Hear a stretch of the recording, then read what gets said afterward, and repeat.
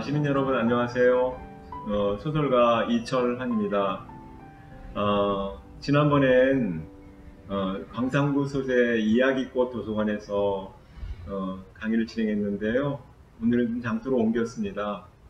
제가 있는 곳은 역시 광산구에 있는 윤호 작은 도서관입니다. 이곳에 왔는데 또 풍경이 많이 다릅니다. 아주 자연스럽고요. 도서관 내에는 윤호 팬들이 기증한 좋은 책들도 많이 있고요. 윤호 씨 사진도 걸려 있고요. 지금 제가 있는 곳은 야외 느낌이 풍성해요. 실내에서 하지만 바로 지금 문을 다 오픈해 놓고 야외 느낌이 그대로 들어갔는데요. 바로 앞에 잔디밭도 있고 지금 보이시는 그 담벼락에 있는 그림들은 미술관의 담벼락입니다. 그렇게 멀지 않은 곳에 메타시콰이어 나무들도 많이 있고요. 텃밭도 보이고요. 아마 들리는 찻소리도 좀 들리실 거고요. 그리고 공장이 그렇게 멀지 않은 곳에 있대요. 기계음 소리도 좀 들릴 텐데 그냥 자연스러운 소리라고 여겨주십시오. 어차피 문명을 살아가는 우리들은 일상에서 듣는 소리니까 그렇게 낯설지 않으실 겁니다. 오늘은 제3강입니다. 마음으로 바라볼 때 비로소 보이는 것들이라는 제목으로 말씀을 드릴 거고요. 행복의 조건이라는 부제가 붙었습니다. 총 7강을 계획하고 있는데요. 시민 여러분들께서 더욱더 행복한 삶을 살아가시기 위해 어떤 것들이 필요할까? 저는 그것에 대한 고민을 많이 하고 있습니다. 오늘 제가 말씀드린 것, 그리고 지난 1, 2강 때도 말씀드린 것, 단지 그냥 저 하나의 삶의 경험을 말씀드리는 것은 아닙니다.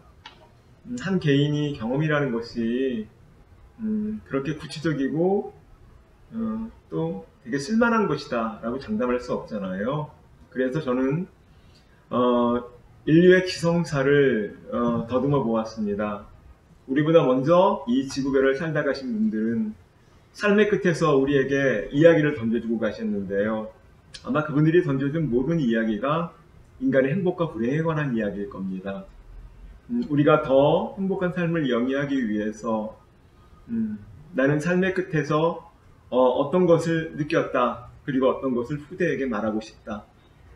그들은 그런 생각을 우리에게 글이나 그림 등으로 남겨놓았습니다. 저는 그것들에 주목했고요. 하여 제가 드리는 말씀들은 저 개인의 생각이 아니라 인류의 지성사가 우리에게 들려주는 그런 생각이라고 여기셔도 괜찮을 것 같습니다. 자, 오늘 3강 시작하겠습니다. 마음으로 바라볼 때 비로소 보이는 것들. 행복의 조건이라는 주제가 붙었는데요. 제 소개 간단히 드릴게요. 저는 소설과 동화를 쓰는 사람입니다. 그리고 대표작은 총 130여 편의 실화를 모은 연탄길 1, 2, 3 있고요. 위로라는 작품이 있고요. 어떻게 사람의 마음을 얻을 것인가라는 작품도 있습니다. 그리고 가장 최근에 낸 책이 마음으로 바라보기인데요. 올 겨울에 이제 장편 소설이 한 권 나올 겁니다. 지금 한 권으로 나올지 두 권으로 나올지 아직 정하지 못했고요. 책 제목도 아직 정하지 못했습니다. 지금까지 총 25권의 책을 냈습니다. 간단히 부탁 말씀드립니다. 말씀드린 것처럼 올 겨울에 장편 소설이 나오는데 그 책 속에 있는 내용들을 책으로 나오기 전에는 저작권에 대한 보장을 못 받아요. 장편 소설에 있는 내용들을 오늘 가져 나올까 가지고 나오지 않을까 좀 망설임이 있었습니다. 그런데 그게 꼭 아껴둘 이야기는 아니잖아요. 그게 꼭 필요한 이야기라면 제가 아껴두기보다는 말씀드리는 게 더 나을 것 같아서 오늘 가져 나왔고요. 다만 이제 신간에 넣을 글과 그림들이기 때문에 출판권과 저작권 문제가 있으니 동영상 촬영이나 사진 촬영, 음성 녹음을 할 수 없다는 점을 말씀드립니다. 깊은 양해 부탁드립니다. 오늘 소개되는 모든 그림은 제가 그린 그림입니다. 오늘도 여러 개의 그림이 나올 텐데요. 그리고 그림과 이야기로 구성된 1막, 2막 이런 식으로 진행이 될 거예요. 그 글과 그림 사이에 징검다리는 시민 여러분들이 놓아주십시오. 왜 저 글 사이에 저 그림이 들어갔을까? 그런 것도 아마 들으시는 좋은 포인트가 될 것 같습니다. 제 1막 시작하겠습니다.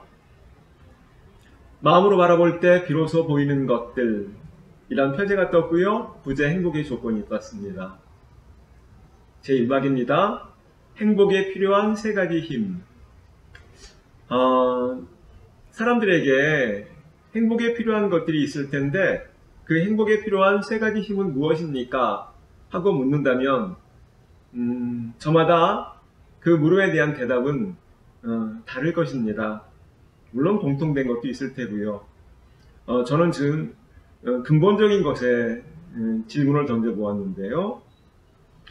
제 1막의 부제는 층간소음이고요. 자, 행복에 필요한 세 가지 힘. 그냥 제 생각을 말씀드려 보겠습니다. 저는 첫 번째, 우리가 행복해지기 위해선 나를 설명할 수 있는 힘이 매우 중요한 것 같습니다. 이를테면 내가 누구인지, 내가 무엇을 원하는지, 내가 당신을 위해 무엇을 해줄 수 있는지, 그것을 설명할 수 있는 힘이 있어야겠죠. 또 하나 말씀드리겠습니다. 상황을 설명하고 해석할 수 있는 힘이요. 우리의 삶은 변화무쌍합니다. 변화무쌍하게 다가오는 삶의 상황을 명민하게 설명하고 해석할 수 있는 힘. 이 힘을 가져야 우리는 더 행복해질 수 있겠지요. 그런 명민함이 없을 때 우리는 고통스러운 일과 대면하게 됩니다. 자, 또 한 가지 힘이 필요한데요. 세 번째는 사람을 설득할 수 있는 힘입니다. 똑같은 말을 하는데요. 어떤 사람은 뭔가 기분 나쁘게 말을 하고요. 어떤 사람은 상대방의 마음을 딱 휘감습니다. 상대방의 마음을 움직이는 거지요. 설득력이 있기 때문에 감동을 주는 것입니다. 자, 행복에 필요한 세 가지 힘을 저는 나를 설명할 수 있는 힘, 그리고 상황을 설명하고 해석할 수 있는 힘, 그리고 또 하나는 사람을 설득할 수 있는 힘, 이렇게 세 가지를 꼽아 보았는데요. 아마 시민 여러분들의 생각은 이것과 다를 수도 있겠지요. 자, 이 행복에 필요한 세 가지 힘을 얻을 수 있는 가장 좋은 방법은 뭘까요? 저는 경험이라고 생각합니다. 우리는 경험을 통해 나를 설명하고 상황을 설명하고 사람을 설득할 수 있는 힘을 얻을 텐데요. 그런데 우리는 특별한 경험을 다른 사람보다 더 많이 할 수 있을까요? 생각보다 쉽지 않습니다. 왜냐하면 인간은 제한된 공간과 제한된 시간을 살아갈 수밖에 없기 때문에 특출나게 다른 사람보다 더 좋은 경험을 하기가 쉽지 않습니다. 만약에 제가 A라는 경험을 했다면 다른 사람이 한 B라는 경험을 못할 확률이 있지요. 자, 그렇다면 또 다른 방법은 없을까요? 행복에 필요한 세 가지 힘을 얻을 수 있는 또 다른 방법이 있습니다. 독서나 영화, 전시회, 혹은 요새 유튜브에 보면 좋은 강연들 굉장히 많거든요. 그런 강연을 통해서 간접 경험을 하는 것입니다. 내가 직접 경험하는 것은 아니지만 책이나 영화, 전시회나 어떤 강연을 통해서 인류의 지성사에 대한 간접 경험을 하는 것이죠. 자, 간접 경험의 힘은 어떨까요? 생각보다 위력이 큽니다. 자, 한번 우리 이런 예를 들어볼게요. 우리 앞집에 도둑이 들어왔어요. 그런데 뒷집에도 도둑이 들어왔어요. 그러면 우리 집 문단속 할까요? 안 할까요? 합니다. 앞집에 도둑이 들었고 뒷집에도 도둑이 들었으니 우리는 우리 집도 도둑이 들 수 있기 때문에 문단속을 해요. 우리는 그것을 직접 경험한 것은 아니지만 앞집과 뒷집을 통해서 간접으로 경험하고 문단속을 하는 것입니다. 간접 경험의 힘은 생각보다 위력이 커요. 아프리카에 한 달 동안 갔다 온 사람이 있습니다.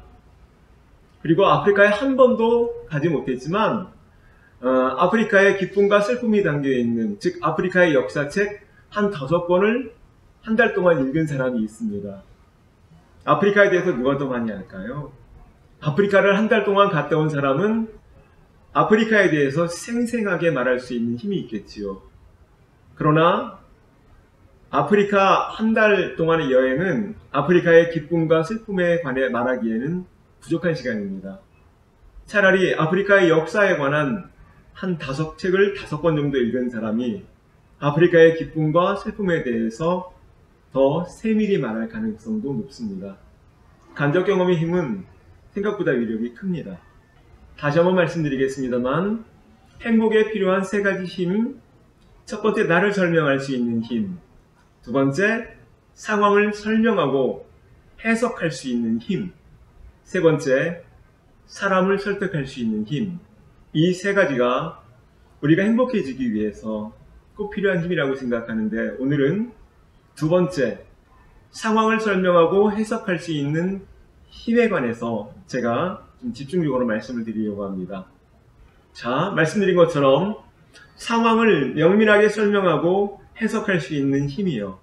지금 우리에게 코로나19란 상황이 닥쳤습니다. 이것이 앞으로 어떻게 전개될지, 이것에 관해서 이미 예견하는 사람도 많은데요. 그 중엔 분명히 그 예견이 그들의 예견과 맞게 흘러갈 때도 있고요. 그들이 예견했던 것과는 다르게 흘러갈 수도 있을 것입니다. 자, 그 상황을 명밀하게 해석할 수 있는 힘이 지금 우리에게도 필요한 것인데요. 제가 예를 들어서 한번 설명드리겠습니다. 제 후배 둘이요, 교사 임용고시를 봤습니다.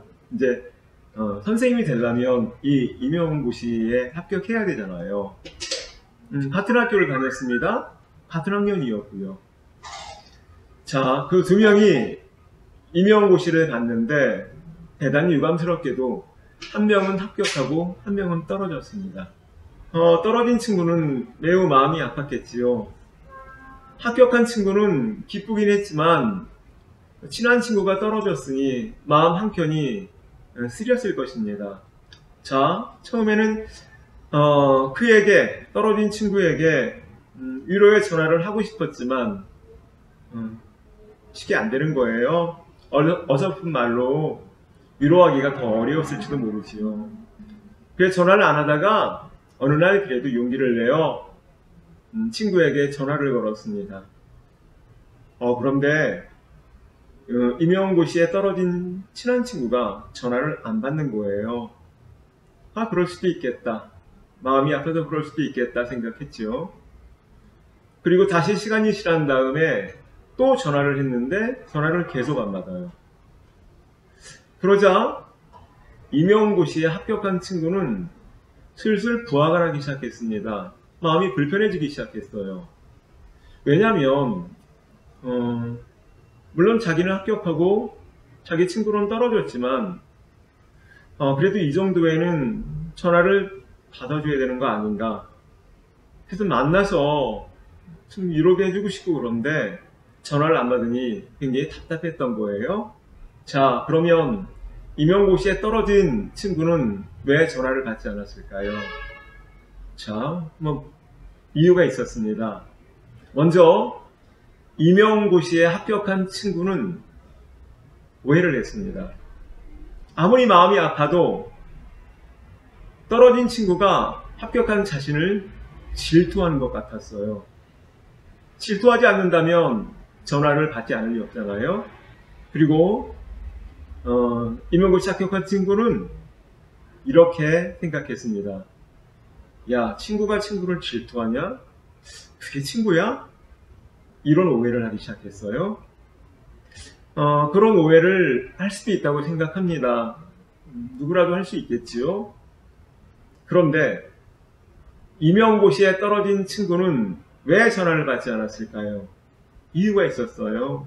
시간이 지나 상처가 아물면 진심으로 친구의 합격을 축하해 줄 수 있을 거라 생각했습니다. 당장 전화 받을 수 있었어요. 아니, 전화를 걸 수도 있었습니다. 나는 비록 떨어졌지만 너라도 합격해서 기쁘다. 이렇게 말해주고 싶었는데 그게 진심으로 나오지 않는 거예요. 그리고 친구가 전화를 걸었을 때 전화를 받고서 나는 떨어졌는데 너는 합격해서 그래도 기쁘다. 이렇게 말해주고 싶은데 그렇게 말하는 것이 진심이 아닐 거라는 생각이 들었던 거예요. 그러자 임용고시에 떨어진 친구는 이렇게 생각한 겁니다. 시간이 조금 지나서 내 안에 상처가 아물면 합격한 친구를 진심으로 축하해 줄 수 있을 것 같아서 그 시간을 기다렸던 것이지요. 시민 여러분, 이해가 되시는지요? 임용고시에 떨어진 친구는 그럴 만한 이유가 충분히 있었던 것이지요. 자, 그렇다면 여기서 우리는 이 이야기를 한번 이렇게 정리해 볼 수 있겠습니다. 임용고시에 합격한 친구에겐 부족했던 게 있어요. 상황을 명민하게 설명하고 해석할 수 있는 힘이 부족했어요. 왜일까요? 인간의 영혼에 대한 이해가 부족했던 것입니다. 인간은 인간을 질투할 수 있고요. 아무리 친한 친구도 친구를 질투할 수 있습니다. 그리고 질투하는 건 사실은 건강한 거래요.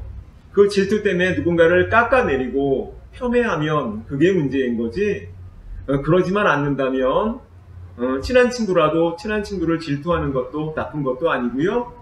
오히려 자기 발전의 동력이 될 수 있다는 것이 많은 심리학자들의 견해입니다. 자, 교사 임용고시에 합격한 친구는 하나를 몰랐지요. 친구도 친구를 질투할 수 있다는 것을 몰랐습니다. 그걸 알았다면 그가 시간이 지나 자기에게 진심 어린 축하 전화를 해줄 거라고 생각할 수도 있었거든요. 이와 같이 모든 것들은 하나의 의미로만 존재하지 않습니다. 모든 것들은 둘, 셋의 의미, 내가 알지 못하는 그런 풍경의 의미로 존재할 때도 있지요. 공작이 있습니다. 저는 공작을 그리면서, 이 공작을 그리면서 굉장히 여러 날 동안 그렸는데, 여기에 보면 공작의 깃털 하나하나를 다 친 겁니다. 이걸 그리면서 알게 된 것이, 공작이 날개를 왜 잘 펴지 않는지. 동물원에 가면 공작 앞에 서서 공작의 날개 펴기를 막 기다리잖아요, 사람들이. 몇 시간 동안 기다리는 사람도 있습니다. 어떤 아버지는 그 앞에 기다리고 있다가 공작의 날개 폈다, 그리고서 동선이 다른 아내와 아이들을 부르기도 한다지요. 자, 공작은 이렇게 아름다운 날개를 갖고 있습니다. 그래서 동물원에 가면 공작은 인기지요. 자, 그런데요, 공작은 이렇게 아름다운 날개를 가졌다고 메추라기 있지요? 뭐 메추리라고 하기도 하고 메추라기라고 하기도 하지요. 별로 예쁘지 않잖아요, 메추리요. 메추리는 공작이 너무 부러웠습니다. 그런데 이 공작은요, 원래는 야생에 살았어요. 지금도 야생 공작이 있습니다. 근데 많은 공작들이 전부 다 동물원에 갇히고 말았습니다. 왜일까요? 아름다운 날개 때문에요. 이 공작이 이토록 아름다운 날개를 갖지 않았다면 동물원에 갇히지 않았겠지요. 존재하는 모든 것들은 결코 하나의 의미로만 존재하지 않습니다. 공작에게 그토록 화려함을 주었던 의미가 공작을 철장 속에 가두는 무의미가 되기도 한다는 것입니다. 그러나 바다로 가는 동안 강물은 1억 개의 별을 가슴에 담습니다. 강물은 굉장히 험준한 곳을 지나기도 해요. 커다란 바위를 만나기도 하고요. 모서리를 만나기도 하고요. 때로는 더러운 물을 만나기도 합니다. 그러나 바다로 가는 동안 강물은 1억 개의 별을 가슴에 담습니다. 우리의 인생의 여정도 이와 같겠지요.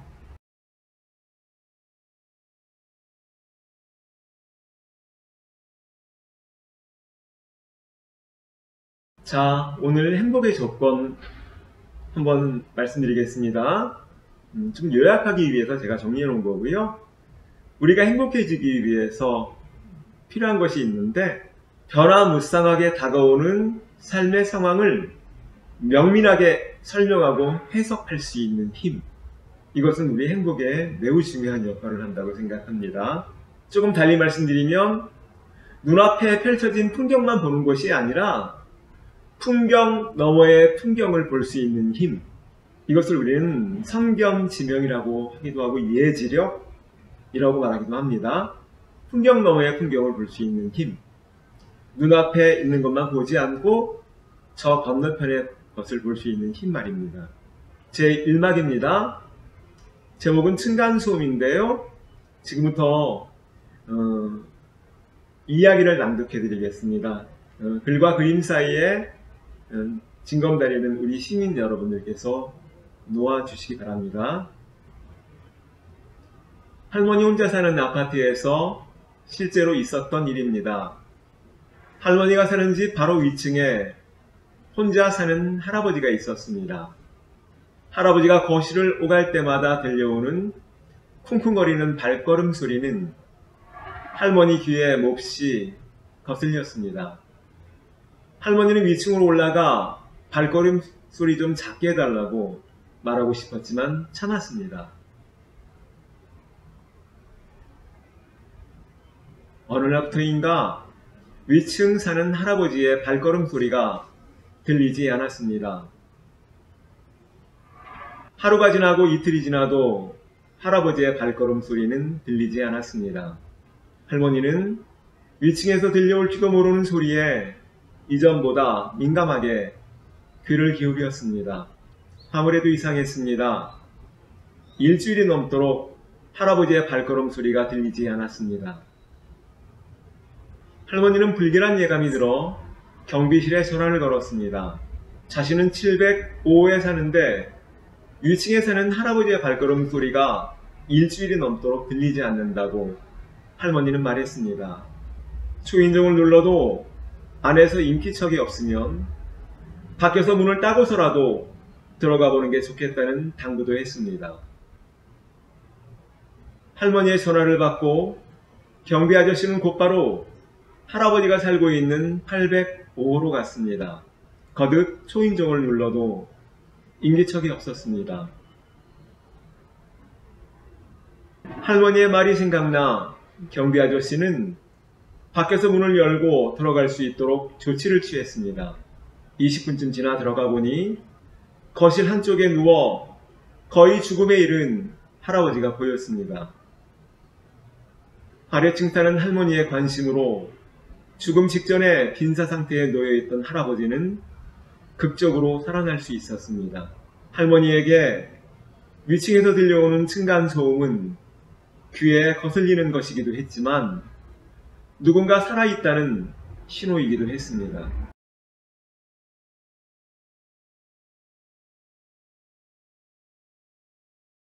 여기서 제 1막이 끝이 났습니다. 제가 낭독해드린 이야기에 대해서 어떻게 생각하시는지요? 할머니가 참 지혜롭지요? 할아버지의 발걸음 소리가 들리지 않는 그것을 할아버지가 혹시 쓰러진 것은 아닌가 라고 바로 해석을 하신 겁니다.